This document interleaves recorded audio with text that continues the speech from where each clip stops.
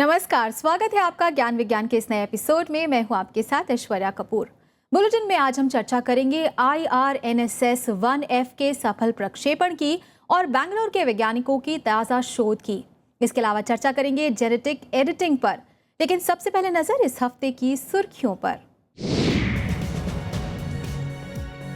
इसरो के छठे नेविगेशन उपग्रह IRNSS 1F का सफल प्रक्षेपण।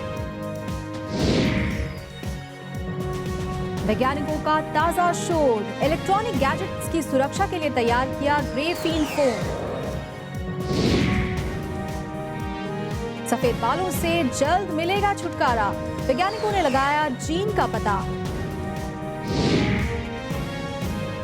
और खोज खबर में जानेंगे क्या है जीन एडिटिंग और मानव जीवन में क्या है इसकी उपयोग। और अब खबरें विस्तार से। अपना नेविगेशन सिस्टम स्थापित करने की दिशा में कदम बढ़ाते हुए इसरो द्वारा IRNSS 1F का सफल प्रक्षेपण किया गया। इस सैटेलाइट को श्रीहरिकोटा के सतीश धवन स्पेस स्टेशन से PSLV C-32 के द्वारा प्रक्षेपित किया गया। 7 सैटेलाइट वाले Indian regional navigation satellite system का ये छठा सैटेलाइट है, जिसके द्वारा उपयोगकर्ताओं को सही स्थिति के बारे में जानकारी दी जा सकेगी।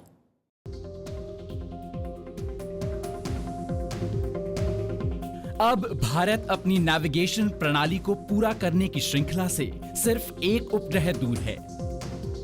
जी हां, जनवरी में IRNSS 1E की सफलता के बाद इसरो ने Indian regional navigation satellite system के छठे उपग्रह का प्रक्षेपण भी सफलतापूर्वक पूरा कर लिया है।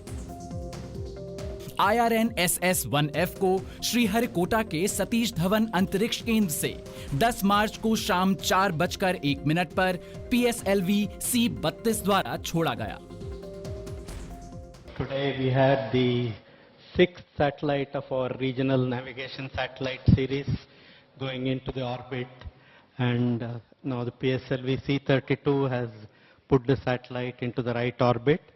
And we have only one more satellite in this constellation to complete our sequence of 7 satellites for the regional navigation satellite, which we expect to do sometime next month. IRNSS 1F का वजन करीब 1425 metric ton है और इसके लिए 1660 what तक की ऊर्जा मुहैया करवाई गई है। इस उपग्रह में 2 सौर पैनल और एक लिथियम आयन बैटरी लगी है। अंतरिक्ष यान में तरल एपजी मोटर, दोहरा helix antenna, corner cube retro reflector और स्टार सेंसर्स लगे हैं। ये उपग्रह भी कमोबेश इस श्रृंखला के पिछले उपग्रहों की तरह ही है। इसमें भी नेविगेशन और रेंजिंग 2 तरह के पेलोड हैं। इनमें नेविगेशन पेलोड सूर्य और स्टार सेंसर्स की मदद से नेविगेशन के आंकड़े इकट्ठा करके यूजर्स को दिशा संबंधी संकेत देगा, जबकि रेंजिंग पेलोड का काम सी बैंड ट्रांसपॉन्डर्स के जरिए उपग्रह की दूरी का सही पता लगाना है। IRNSS 1F इस श्रृंखला का छठा उपग्रह है। इससे पहले IRNSS 1A, 1B, 1C, 1D और 1E उपग्रह छोड़े जा चुके हैं। Indian regional navigation satellite system को संक्षेप में IRNSS कहते हैं। ये भारत में बना नेविगेशन सिस्टम है जिसे इसरो ने विकसित किया है। अन्य नेविगेशन सिस्टम के विपरीत IRNSS पूरी तरह भारत सरकार के अधीन होगा। IRNSS का उद्देश्य भारत में नेविगेशन और सुरक्षा संबंधी सेवा मुहैया करवाना है। इसे करीब 1500 किलोमीटर के दायरे तक बढ़ाया जा सकता है। रास्ता पता करना हो या सही स्थिति की जानकारी लेनी हो, हम सभी आज गूगल या GPS यानी ग्लोबल पोजिशनिंग सिस्टम की मदद लेते हैं। लेकिन IRNSS के 7 सैटेलाइट के कक्षा में स्थापित होने के बाद भारत के पास भी अपनी नेविगेशन प्रणाली होगी। इस प्रणाली से जमीन और समंदर में नेविगेशन के फायदे के साथ साथ आपदा प्रबंधन, गाड़ियों को ट्रैक करने और जहाजी बेड़ों के प्रबंधन में काफी मदद मिलेगी।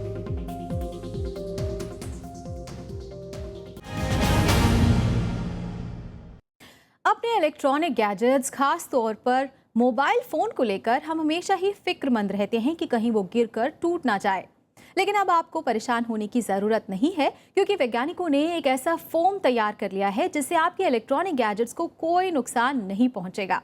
कैसे? आइए देखते हैं इस रिपोर्ट में।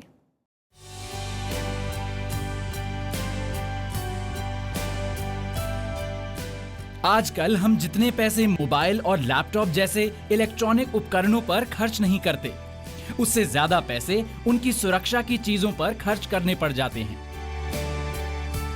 इसके बावजूद ये इलेक्ट्रॉनिक उपकरण सुरक्षित नहीं बच पाते और एक बार नीचे गिरते ही टूटकर खराब हो जाते हैं। लेकिन अब हम इस डर से छुटकारा पा सकते हैं, क्योंकि शोधकर्ताओं ने एक ऐसा अनूठा शॉक अब्जॉर्बर बनाया है जो सेलफोन, टैबलेट और लैपटॉप जैसे इलेक्ट्रॉनिक उपकरणों को ऐसे किसी भी हादसे से बचा सकता है। ये शॉक अब्जॉर्बर भारतीय विज्ञान संस्थान बैंगलोर में डॉक्टर आभा मिश्रा के नेतृत्व में तैयार किया गया है। ये अनोखी तकनीक ग्राफीन फोम पर आधारित है। इसके तहत एक 3D स्पंजी खोल बनाया गया है, जिसमें वैज्ञानिकों ने ग्राफीन की एक पतली परत का इस्तेमाल किया है। My research is focused on mainly coupling different effects and finding out new phenomena in nano or microscopic scale. So what my research group is focused on carbon materials, because carbon, it's a diamond, it's the most famous allotrope of the carbon. And then we know the graphite. And when we go further miniaturization, then we know that graphene exists, carbon nanotubes exist, and also now quantum dots, which you can call as a zero-dimensional object. Graphene foam की खासियत है इसका बेहद हल्का वजन और sponge होना, जिसकी वजह से ये जगह कम लेता है। सबसे खास बात यह है कि ग्राफीन इस्पात से भी करीब 300 गुना मजबूत है। अपने एटॉमिक बॉन्ड्स की वजह से ग्राफीन की भार सहने की क्षमता भी ज्यादा होती है। शोधकर्ताओं ने एक कदम आगे बढ़ाते हुए ग्राफीन को 6 गुना और मजबूत बनाया है। इसके लिए पॉलीडिमिथाइल सिलोक्सेन और नए ग्राफीन फोम को मिलाकर GFPDMS बनाया गया है। GFPDMS से बना ये शॉक अब्जॉर्बर दूसरे शॉक अब्जॉर्बर के मुकाबले बड़े से बड़ा झटका और दबाव भी सहन कर लेता है। छोटे आकार का होने के कारण इसे बेहद पतले स्मार्टफोन या लैपटॉप में आसानी से लगाया जा सकता है। खास बात यह है कि ऊष्मा और विद्युत का अच्छा चालक होने की वजह से इसे दोबारा भी इस्तेमाल में लाया जा सकता है। We have also demonstrated that if you use these foams for packaging, so you have a sensor foam and you have a protection foam. So it actually absorbs almost 80% of the impact energy into this tiny structure, so which is very effective. So since our society is actually moving towards the miniaturization and high speed devices, so where these new phenomena based nanomaterial play actually significant role in having the versatile characteristics and applications. Electronic उपकरणों के लिए बेहतरीन shock absorber होने के साथ साथ GFPDMS का प्रयोग आयन बैटरी में भी किया जा सकता है। ये नाइट्रोजन डाइऑक्साइड जैसी टॉक्सिक गैसों को ढूंढने वाले गैस सेंसर और हानिकारक UV किरणों का पता लगाने वाले तेज रफ्तार फोटो डिटेक्टर्स में भी कारगर है। अब बस इंतजार है तो इस नए शॉक अब्जॉर्बर के बाजार में आने का, जिसके बाद हमें कीमती इलेक्ट्रॉनिक उपकरणों की टूट फूट की चिंता से छुटकारा मिल जाएगा।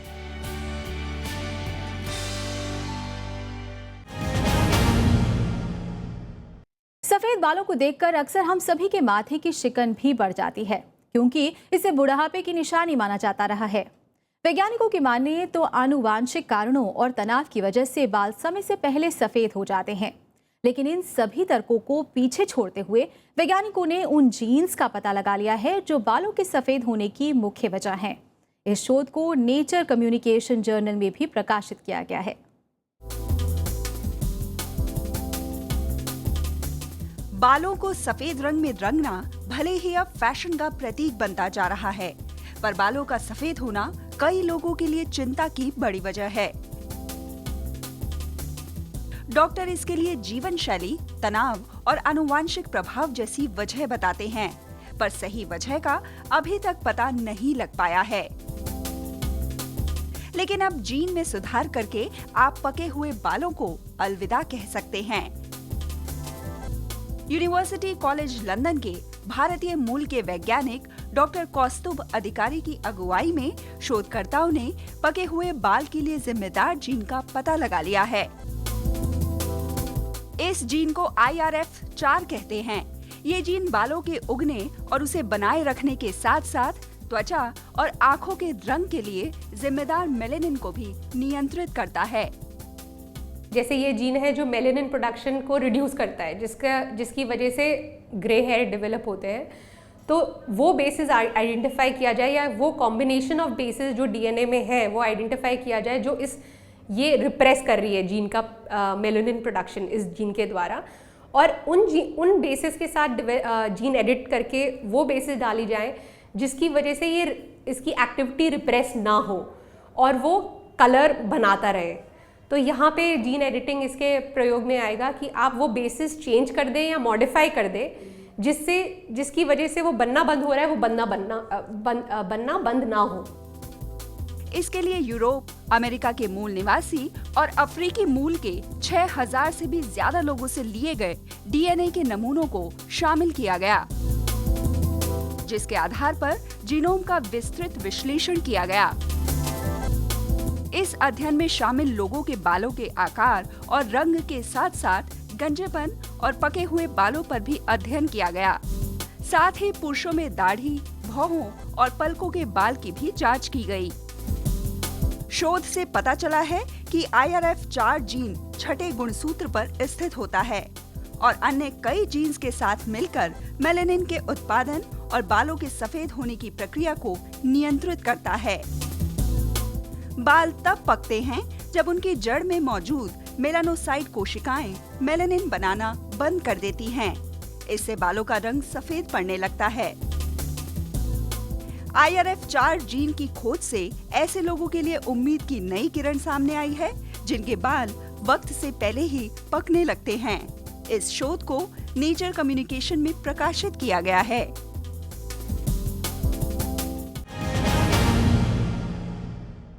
और यहाँ रुकते एक छोटे से ब्रेक के लिए, जल्द लौटेंगे वापस विज्ञान की कुछ और दिलचस्प खबरों के साथ। देखते रहिए ज्ञान विज्ञान।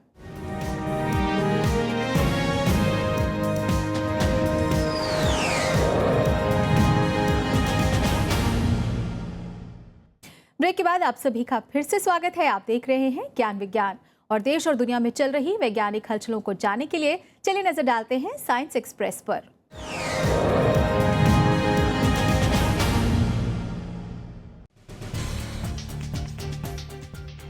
विज्ञान कार्यक्रम के 5 साल पूरे होने के मौके पर साइंस मॉनिटर और ज्ञान विज्ञान की टीम की ओर से 8 मार्च को नई दिल्ली में एक परिचर्चा आयोजित की गई, जिसका विषय था समाज में विज्ञान और तकनीकी सूचना की जरूरत। इस मौके पर पैनल चर्चा में देश के कई जाने माने वैज्ञानिक वक्ताओं ने भाग लिया।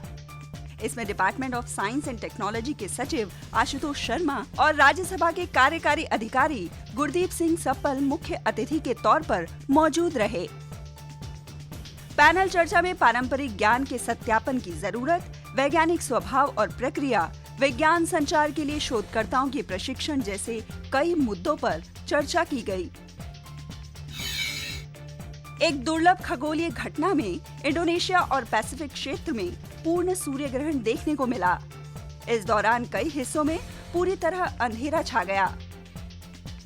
सूर्य ग्रहण की शुरुआत स्थानीय समय के मुताबिक सुबह 6:19 पर हुई और फिर चंद्रमा ने सूर्य को पूरी तरह से ढक लिया, जिससे दिन के उजाले में ही रात हो गई।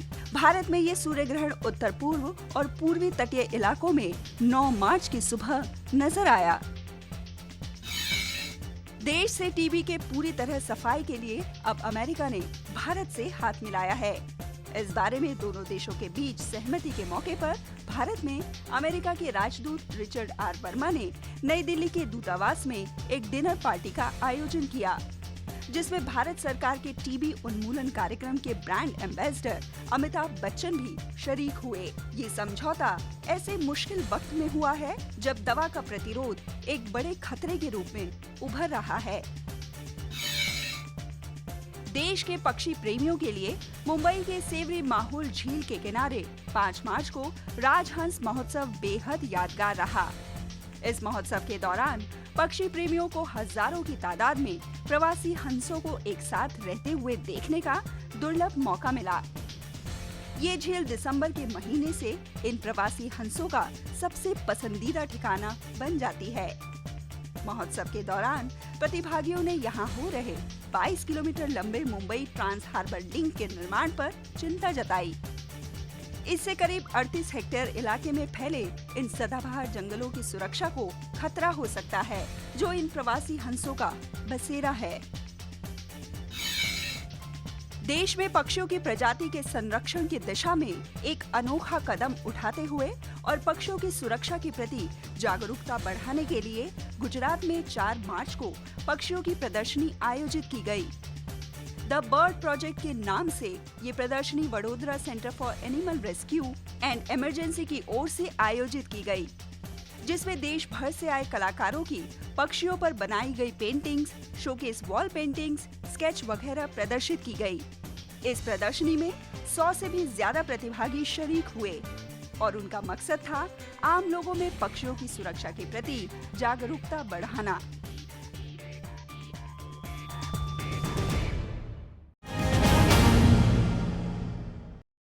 मानव शरीर की प्रतिरोधक क्षमता बढ़ानी हो या फिर मनचाहे गुण विकसित करने हो, जीन्स में परिवर्तन कर सब कुछ संभव किया जा सकता है। वैज्ञानिक आज अगर सफेद बालों की जीन्स का पता लगा सकते हैं तो जीन्स में बदलाव कर इस समस्या से छुटकारा भी दिला सकते हैं। जी हाँ, ये सब कुछ संभव हो पाया है जेनेटिक एडिटिंग के द्वारा। लेकिन जेनेटिक एडिटिंग होती क्या है और इसके उपयोग किस प्रकार से किए जा रहे हैं, इसी विषय पर आज हम चर्चा करेंगे अपने सेगमेंट खोज खबर में।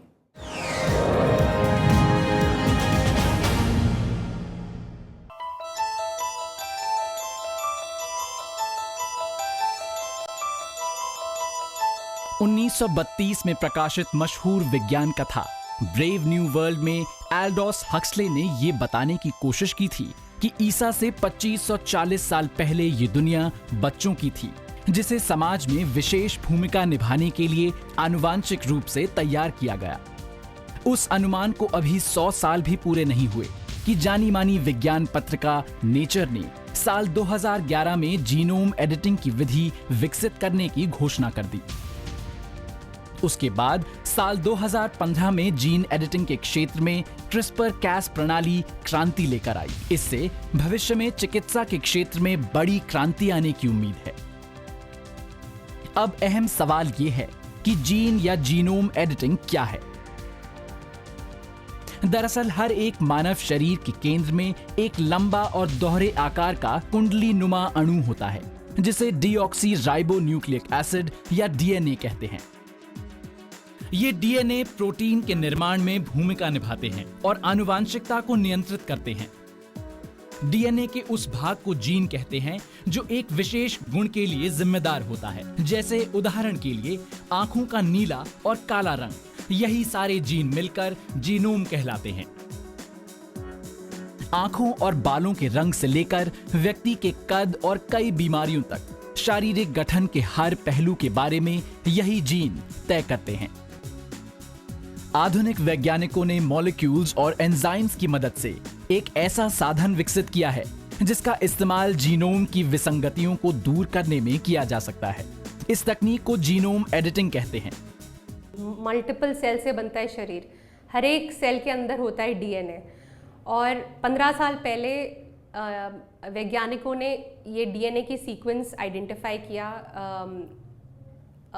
हमारी पॉपुलेशन में, और उसके बाद सीक्वेंसिंग टेक्नोलॉजीज इतनी डेवलप हुई कि सारे हमारे जो ट्रेट्स हैं, आई कलर, स्किन कलर, डिजीज़ वाले, वो सब आइडेंटिफाई हुए। और उसी के साथ साथ उनको कैसे चेंज किया जा सके, कैसे मॉडिफाई किया जा सके, ट्रीटमेंट के हिसाब से देखा जा सके, उसका काम शुरू हुआ। उसी को जीन एडिटिंग कहते हैं। जीनोम एडिटिंग एक विशेष प्रकार की जेनेटिक इंजीनियरिंग है जिसमें किसी खास डीएनए या जीन को जीनोम में डालने, मिटाने या बदलने के लिए खास तरह से डिजाइन किए गए एंजाइम्स का प्रयोग किया जाता है। ये एंजाइम्स किसी छोटी मॉलिक्यूलर कैंची की तरह काम करते हैं। ये प्रोटीन या आरएनए के सहारे जीनोम के जरूरी हिस्से की मरम्मत करते हैं। जीन को हटाने वाले ऐसे एंजाइम्स को न्यूक्लियस कहते हैं। इनके नाम हैं mega nucleus, zinc finger nucleus या ZFN, ट्रांसक्रिप्शन एक्टिवेटर जैसे इफेक्टर आधारित न्यूक्लियस या टैलन और क्रिस्पर कैस सिस्टम। ज्यादातर मेगा न्यूक्लियस सूक्ष्म जीवाणुओं से पैदा होते हैं और वे मरम्मत वाली जगह पर डीएनए का एक लंबा विशेष क्रम तैयार करते हैं। ये 12 से 40 तक की जोड़ी तक हो सकते हैं। ZFN और टैलन कृत्रिम रिस्ट्रिक्शन एंजाइम्स के इस्तेमाल पर आधारित हैं। कृत्रिम एंजाइम्स को 2 एंजाइम सब यूनिट को मिलाकर बनाया जाता है। पहले सब यूनिट को इस तरह तैयार किया गया है कि वो निर्धारित जगह पर पहुंच जाता है और उसके बाद मॉलिक्यूलर कैंची का काम शुरू होता है।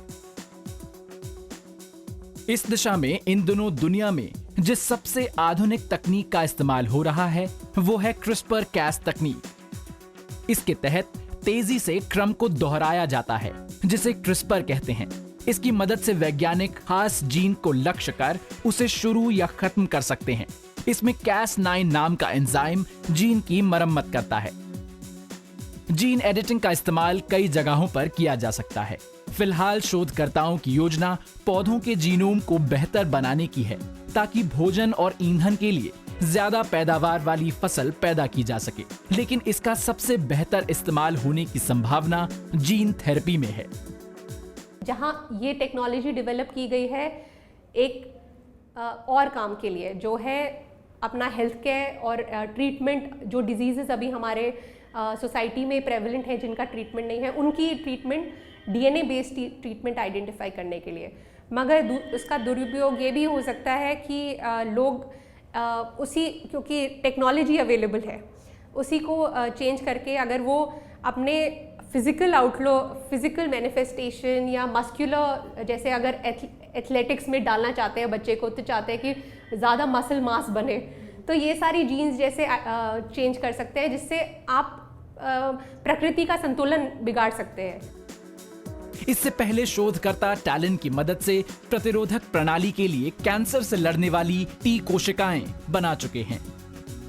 लंदन के ग्रेट आरमोंड स्ट्रीट अस्पताल के डॉक्टर इसके जरिए ल्यूकीमिया से जूझ रहे 1 साल के शिशु का सफल इलाज कर चुके हैं। डॉक्टरों ने T कोशिकाओं की मदद से अवांछित जीन को नष्ट कर दिया था। कुनमिंग बायोमेडिकल इंटरनेशनल के शोधकर्ताओं ने क्रिस्पर तकनीक का प्रदर्शन करते हुए दिखाया कि बंदरों पर इसका प्रयोग सफल रहा है। अब वो दिन दूर नहीं जब जीन एडिटिंग करने वाली तकनीक की मदद से भ्रूण में जीनोम को ठीक किया जा सकेगा और प्रभावित जीन को हटाया जा सकेगा।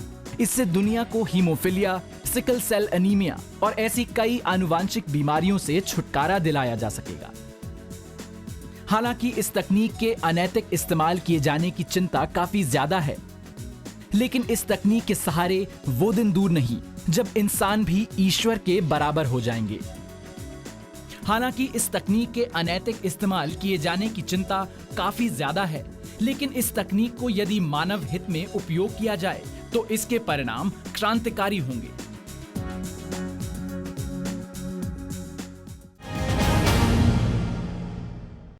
तो आज का ये एपिसोड आपको कैसा लगा, आप हमें ज़रूर बताएं। आप अपने सुझाव हमें ईमेल के जरिए भी भेज सकते हैं। हमारा ईमेल आईडी है news@vigyanprasar.gov.in। आप अपनी राय हमें डाक के जरिए भी भेज सकते हैं। हमारा पता है विज्ञान प्रसार, C24, कुतुब इंस्टीट्यूशनल एरिया, नई दिल्ली 110016। तो आज के लिए बस इतना ही। विज्ञान और तकनीक की ताज़ा हलचलों के साथ अगले हफ्ते एक बार फिर होंगे हाजिर, इसी वक्त इसी चैनल पर। देखते रहिए राज्यसभा टीवी। नमस्कार।